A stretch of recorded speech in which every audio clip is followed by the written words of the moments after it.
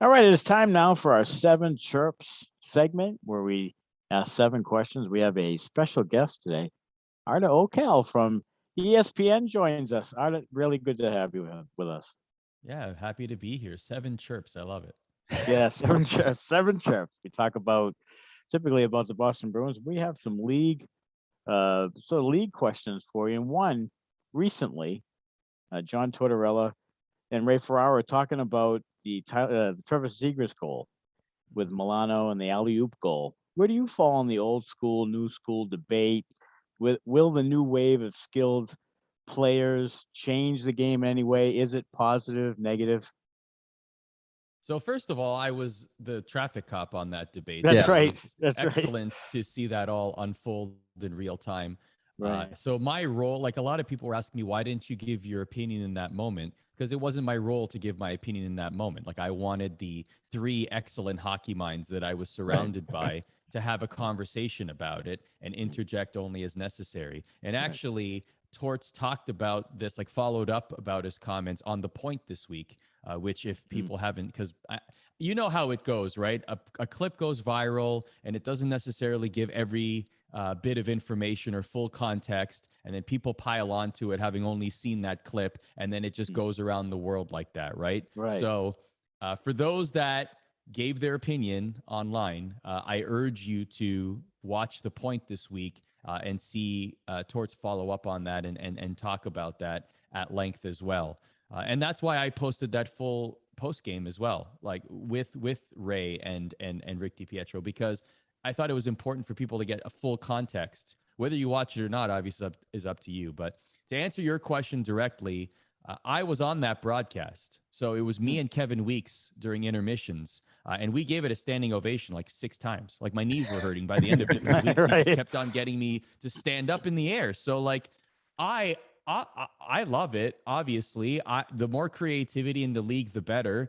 Um, I I think that Trevor Zegras is a massive net positive to the league. Even the things that he's doing that don't lead to goals, like the way that he plays the game, his touches are incredible. The first touch of his on the puck, especially if he's receiving a wonky pass, just the way that he's able to settle it down and almost use it as a way to beat a defender is absolutely incredible. So he's leading this charge, so to speak, of this new wave of creativity that we're seeing in hockey. How can you not like that? So that's where I personally fall. That's my opinion. I love it. I want to see more of it. I hope that we see more. What are we calling this goal, by the way? Are we calling it Was it the an alley oop? Is I, that what they were calling I it? guess Alley oop alley goal? oop is Yeah. fair. I saw dish again online Right. too. I thought that Oh, was that's pretty not bad. creative. That's That's pretty pretty good. good. Yeah. Yeah. But yeah, like whatever we're calling it, honestly, I hope we see a lot more of it. Hmm. Yeah, I agree. So question number two, with the way that COVID's been going around the league, do you think it's time to pause the season? And with that, do you think that there's any way that the NHL sends players to the Olympics? So I was one of the first people to raise my concerns. This was about a month ago or a month and a half ago about whether we will actually see players going to the Olympics. And I got really I put up a video on ESPN's YouTube just saying I don't think that these number of cases are going to diminish. This was when we started to hear about teams like the Sharks having a couple players in protocol. This was even before team disruptions, like even before we saw disruptions in schedules.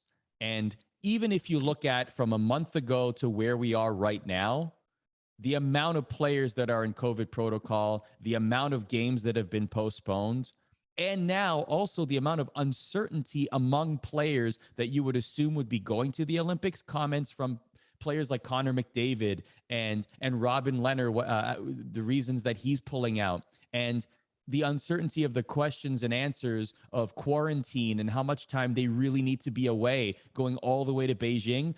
I'm more sold than ever on the idea that they're not going to the Olympics simply because I just don't see with the way things are tracking how that's going to happen. Do I think the players want to go? Of course they want to go. And even the commissioner said, we're going to leave it to the players ultimately it's going to be a player's decision unless there is a massive disruption of the schedule, at which point the NHL is allowed to step in and say, well, actually, we need to stop this because it's affecting our overall season schedule, right?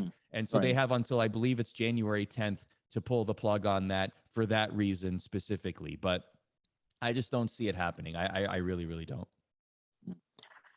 Now, Mike Milbury, we had Mike Milbury on a couple episodes ago, obviously very candid, but on WEI in Boston, he mentioned that he might suggest that the Bruins trade Patrice Bergeron or maybe Brad Marchand, begin the rebuilding process.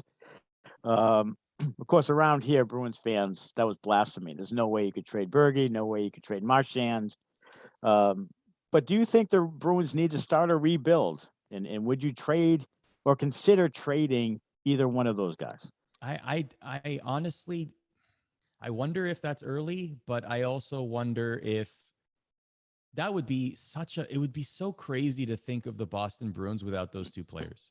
Right. It would be almost impossible to envision the Boston Bruins without I mean, clearly we're seeing it now because both of them are in COVID protocol, but I mean, like, just thinking of them not being on the Boston Bruins team and then them coming back to Boston wearing another sweater. You know what I mean? Like, this isn't a situation where Ray Bourque is leaving the team to go and chase a Stanley Cup at the twilight of his career and the team is nowhere near being able to contend for a cup, so he goes to Colorado. It's not like that, right? And by the way, one thing that we don't talk about often about that story, which I absolutely love, is that after he wins the Stanley Cup, his day with the cup was a parade in Boston. Yeah. Right. Like, right. how amazing is that? I Right. know I'm sidetracking here, but I Right. always love that, like, thousands of people showed up to see Ray Bourque. There, Right. you know, In and Boston. a legend icon in Boston, but like, he won a Stanley Cup with another team. It doesn't matter. He's our guy. matter. Come Yeah. on, Yeah. let's go Right. celebrate this. Right. Oh, That's that the was best. fantastic. It really But was. yeah, to answer your question directly, I don't know. I mean, I feel like the Bruins have a lot more pressing questions. Like, what will the goaltending tandem look like in a few weeks? You know, like there's a lot of questions there. I still have my eye on Charlie McAvoy. I know that you know, you sign a contract like that, and sometimes you see situations where players find, you know, they play on a contract year and they're very motivated, etc. You get the contract and things start to settle down a bit. But I still feel like Charlie McAvoy is someone that will essentially lead the way. I know that Cale Makar gets a lot of the headlines because of the things that he does, scores end-to-end goals and whatnot. But I do think that McAvoy is going to be leading the way among defensemen for years to come. But to answer your question directly, I really don't. I can't even fathom that thought. I don't see that happening. I don't, unless the Bruins have decided we're going in full rebuild mode and it's starting this year. I haven't even heard anything about the Bruins entertaining ideas for trades or movement for those two players. So just seems like such a foreign idea. All right. Question number 4. Will Alex Ovechkin break Gretzky's goal record? And if so, will it ever be broken again, do you think? Okay, I'm on a Boston Bruins podcast. Yeah. So I apologize for bringing any other players other than the Boston Bruins into this conversation. That's okay. We'll let it go. But with that said, I will say this is the first time I'm going to say this publicly. And the only reason I'm going to say this is because I want to troll Twitter by saying this. Okay. Okay. And you know how we were just talking earlier about clips coming out of context. Feel free to clip this right at the perfect moment. Okay. Believe me, we will. Say this. Oh, we will. Okay. We and will. then you can throw it on Twitter and everyone can troll me and it'll be great. Okay. Okay. Here's what I'm about to say. This is the start point right here. Oh, man. Alex Ovechkin is going to break Wayne Gretzky's record. He's going to eventually do that. He's going to stay healthy. He's going to play many more seasons in the NHL, and that record will be broken. That record will be short-lived for when Austin Matthews plays many more seasons in the NHL. He will then break Alex Ovechkin's record. Wow. Mark my words. Okay. Alex Love it. Ovechkin will break Wayne Gretzky's record, Okay. and then Austin Matthews, lifelong Toronto Maple Leaf, by the way, he will never go to Arizona. Right. Well, Okay. Arizona might not have a team. I mean, Right. Right. they haven't paid the bills in a Future while. Like Boston $150 Bruin million Austin or Matthews will break the record for most career goals in the NHL. 20 years later, he will surpass Wayne Gretzky and Alex Ovechkin Wow. and Austin Matthews when it's all said and done. And clip this. We're going to revisit this in 18, 19 years. Okay. Okay. All right. When you guys and invite me back on the podcast in 19 years, and we're going to say, see, we told you. Absolutely. I love Wow. it. That's a wow. I love it. I absolutely love it. And you would be trolled, but I love it. Oh, 100%. I do. But it's funny, right? Because like Ovechkin is an amazing goal. Like he's the best goal scorer of our generation. And sometimes I watch Matthews though, like in all seriousness, sometimes I watch Matthews and I'm like, how is he scoring these goals? Like his shot is like unbelievably deceptive. And I'm like, man, like he produces at this level and like he's going to eventually, we're going to be talking about him the way that we talk about Alex Ovechkin today in terms of goal production and the way he's scoring goals. He keeps this up, you know, it's going to take a few more years before people honestly like this is the same. Like when people were talking about Ovechkin breaking the record like 5-10 years ago, people were laughing at that too. Right. And now look where we are. And I think it was John Butchergross who really was the first to entertain that this could happen. And people were like, no way, you gotta be kidding me. But now. So I'll happily accept all the trolling as it pertains to Matthews. And then in 15 years, I'm going to look extremely smart. You will. Or absolutely. if it doesn't happen, people will just have forgotten about it. So that's right. Right. So you did some WWE broadcasting in the past. Who was your favorite wrestler to interview? And were there any crazy stories from those days? So yeah, that was a fun time in my career. It was an absolute blast. The people I enjoyed interviewing the most, Edge, Roddy Piper, rest his soul, Bret Hart. Those were my three favorites. And Chris Jericho. Chris Jericho was always fun, like entertaining wise. And also like we always got to talk hockey because his dad played in the league with the Rangers and the Kings. So Ted Irvin. But Bret Hart was like, I just love hearing him talk about wrestling. So like he would have really like introspective answers about stuff in his career, things like that. Roddy Piper was just extremely entertaining, and you got to hear a lot about the rock and wrestling era. If you grew up in the 80s, then you know that's near and dear to you. So those stories are incredible. And Edge is just a phenomenal storyteller. So like to hear him talk about things. My favorite story about Edge, and this is very deep in the weeds. If you're not a wrestling fan, I apologize for this, but he would always, he told me once that he would always have long stints, even whether he was winning the match or not. He would have these long stints in Royal Rumble matches. So like the Royal Rumble match is usually like, even if you're not a wrestling fan, you might tune in to watch the Royal Rumble match because it's such a fun, gimmicky, once a year kind of match, right? And like a lot of people often wonder, like, well, how do they put this match together? Like there's 30 people in a ring, and it's like, how do they construct this match, right? And so people like Edge are sort of like the glue to this match. And you tell me sometimes I'd be in the ring for like, I don't know, 20, 30, 40 minutes, even if I'm not winning, only because I have a really good memory, and I would be telling people, I'd be like generaling people in the ring, like, hey, you're supposed to go here and get eliminated now. Or like, hey, you got to go over there, or this person's coming, so get out of the ring or whatever. And it's just like, can you imagine being that guy, right? Like, I have to work. The director. Yeah, I have to work for 4. So not only am I performing, but I'm also like pulling the strings in the ring in plain sight. Is hilarious. That is interesting. I've always wondered about that match because there have been guys who've been in there, 60 minutes, just from beginning to end. And I've always wondered like how that is all orchestrated, because it must be a little bit difficult to at least keep, yourself entertained or yourself in the mix while, guy after guy comes in the ring. It's kind of an interesting match, and one I always liked too. That's it's cool. Fun. It's unique, right? It is. All right. So question number 6. You also did some commentary for the NHL Gaming World Championships with Nasher. First part, are you a gamer? Do you play the NHL games? And the second part, is it strange to call play-by-play for a video game?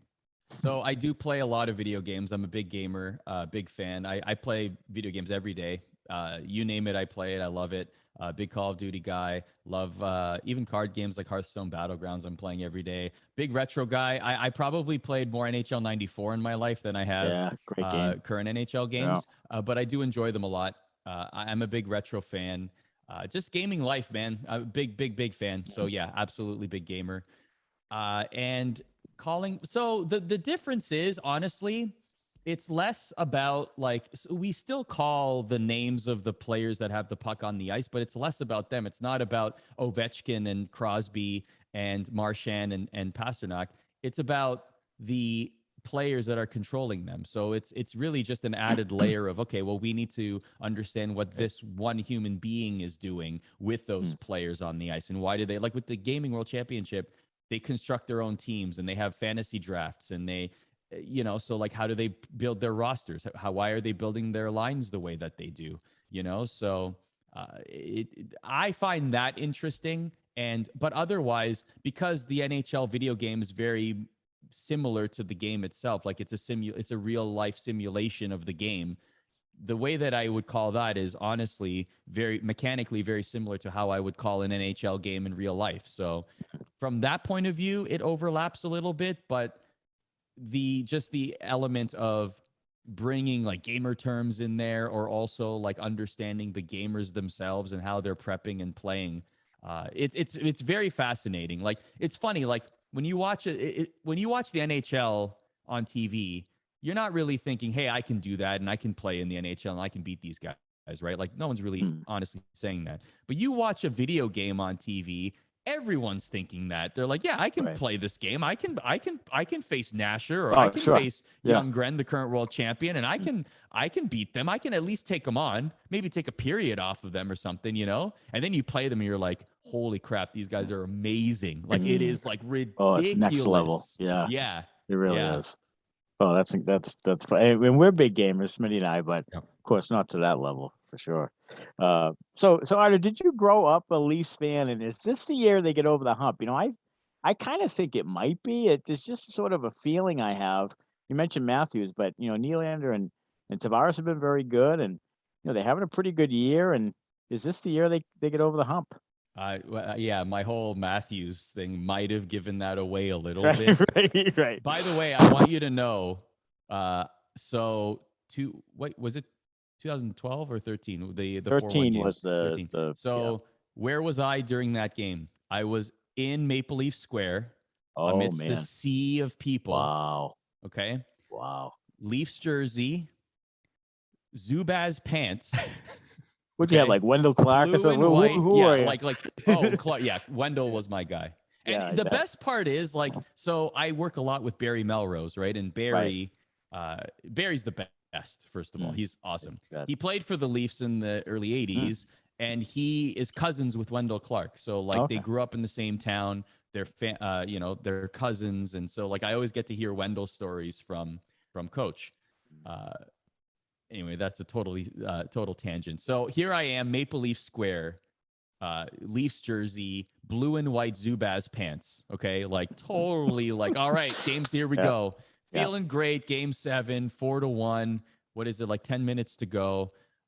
But at that moment, and I will tell you, and I'm sure that any Leaf fan will tell you the same thing, who grew up a Leafs fan. Even in that moment, you're like, something's going to go wrong here. As a Leafs fan, something's going to happen here. And lo and behold, we know what happened. And it's happened since, which is hilarious. Yeah, we're Red Sox fans, so we felt that. You know what I'm talking about. Yeah, but like I was maybe 3 positions away from being that guy in the the famous picture. It's like head in his hands. Like if the camera had moved like maybe 3 spots over, they would have caught me doing that, and we would have been pointing and laughing at you. Maybe I would have never been able to get to ESPN and all this. You know what I mean? Man, sad boy season. Yeah. So you think this is it? I mean, do you think they? Yeah. So and I should mention also, like, once you start working for teams, so like when I started working for like MSG Networks and I started doing like Devils and Rangers broadcasts, like your fandom kind of takes a back seat. You know what I mean? Like at that point, I'm cheering more for like overtime games, so the ratings are good, so more people will watch the post game shows. Do you know what I mean? Like, I care more about like business side. Exactly. I care more about people interested in the games than like a 7-0 blowout or something to that effect. Do I think the Leafs will? Well, I feel like they're at the tail end of opportunities. Like Right. it's been many years of non-playoff success, not just even not making the string of making the playoffs and not getting past the first round. They have a lot of good pieces there. Mhm. I think I I don't think any Maple Leafs fan should be optimistic about anything that's happening this season until that team makes the second round of the playoffs. I think that Right. this regular season is par for the course. That is a team with way too many weapons to not be successful in the regular season. They are a very good team. I don't think anyone's debating that. Any Bruins fan listening to this is not going to look at that team objectively and say that's a bad team. They Right, are a right. very good Talented. team. They Right. have incredible pieces, Right. and they have a lot of. I mean, Jack Campbell is a boon. Like Mm. honestly, you know. And then you have some really good defensive pieces led by guys like Morgan Riley. And then you have, I mean, what is it? 4 or 5 players that occupy almost half of the salary cap at the moment Right. with the amount of players that they have. Right. So they have, and John Tavares is finding his groove in front of the net, picking up goals. Like no one's able to move the guy half the time when he's in front of the net. So not to mention they're playing well without a guy like Mitch Marner in the lineup currently. So they have a lot of options. But with that said, is that team able to find the playoff success that they need? And here's the thing. For a Leaf fan, that one series is not going to be enough. That one series will ignite only the optimism Right. of that team being successful. Not oh boy, let's plan the Thank parade. goodness. Let's go Yeah. down Yonge Street. Right. Let's go celebrate this one series. No. That's not happening. Right. So do I think it will happen? I am cautiously optimistic for Leaf fans and their team, but no optimism should truly kick into high gear until the second round. Okay. So the only prediction is Austin Matthews beating Ovechkin. No, The no only Leaf prediction that I am Okay. 100%, you can take it to the bank, you can Right. remortgage the house, you can basically put all of your savings into this. Find it on any sports book. This is the bet to make. Okay. Austin Matthews beats Ovechkin and Gretzky when all is said and done. No, what could possibly go wrong, guys? What could possibly go wrong? I love it. Yeah, I love it. Nothing can go wrong. I'm gonna put it all down. I don't have much, but it's all going down. It's all I am selling the house. I am selling everything. We are going all in on Austin. That's great. Well, I Arda, just we wanted really to be the first to say it. Yeah. Yeah. Oh, I just you wanted to and be you the are, first. and it's And going to be all over you ever Twitter now. Yeah, exactly. Like I feel like. Do you remember this is a gaming term. Do you remember the Virtual Boy in the 90s? Like Nintendo had a VR headset in the 90s that gave a lot of people headaches. And Oh, so okay, they had yeah. to like, Yeah, okay. it was like red. Like, Right. I feel like when you look back on it now in 2021 with the virtual reality, like advancements that we have now, the Virtual Boy seems like so like ridiculously before its time, right? Right. That's Yes. me with the Austin Matthews tape. Yes, that's it. I That's you. feel like I'm at the Virtual Boy stage, but let me tell you, when we get to the Oculus, we Yeah. are Yes. rolling. You are rolling. ridiculously before your time. You are. Well, we'll keep an eye out for that for sure. Arda, it's been love it. great to talk with you. Lots of fun. We'd love to have you on again. It's great, and we'll be watching you, and hopefully we'll be watching NHL hockey, for the foreseeable future here. Yeah, no, please bring me back. I'll be happy to come on. I'll actually let you guys know when if I pick up a Bruins game. Yes, so we can have yes, a more we'd love nuanced you. Yeah. conversation. Yeah. About the team for sure. Yeah, Love let's it. do that. Okay, Arda, we really appreciate it. Have a great night. Thanks so much, bud. Thanks a lot.